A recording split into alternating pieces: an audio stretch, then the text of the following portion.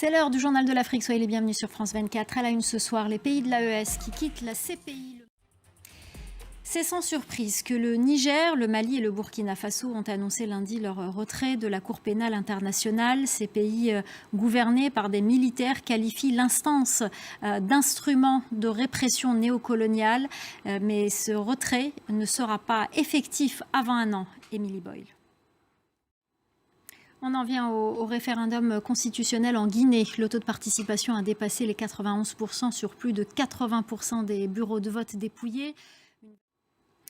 Le feuilleton électoral se poursuit en Côte d'Ivoire. À un peu plus d'un mois du scrutin, l'opposant Pascal Afin-Guessant a déposé une plainte contre X au tribunal de première instance d'Abidjan. Il conteste le rejet de sa candidature pour l'élection présidentielle du 25 octobre prochain. La correspondance de Julia Guggenheim.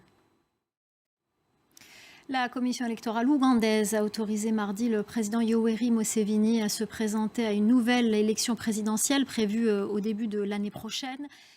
On revient ce soir sur la démission du président de l'Assemblée nationale en République démocratique du Congo. Vital Kamerhe était visé par une pétition signée par plus de 260 députés.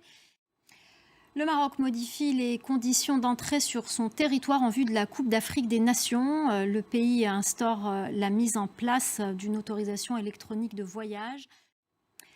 L'international français Ousmane Dembélé est désigné Ballon d'Or ce lundi. Le meilleur footballeur de la saison 2024-2025 est originaire du Sénégal et de la Mauritanie.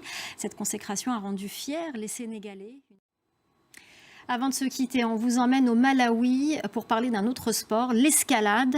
Il a le vent en poupe, surtout chez les jeunes dans le pays. Beaucoup d'entre eux apprécient le côté physique, mais aussi le repos mental que ce sport peut procurer. Clémence Valère. Voilà, c'est la fin du journal de l'Afrique. Restez avec nous, l'info continue sur France 24.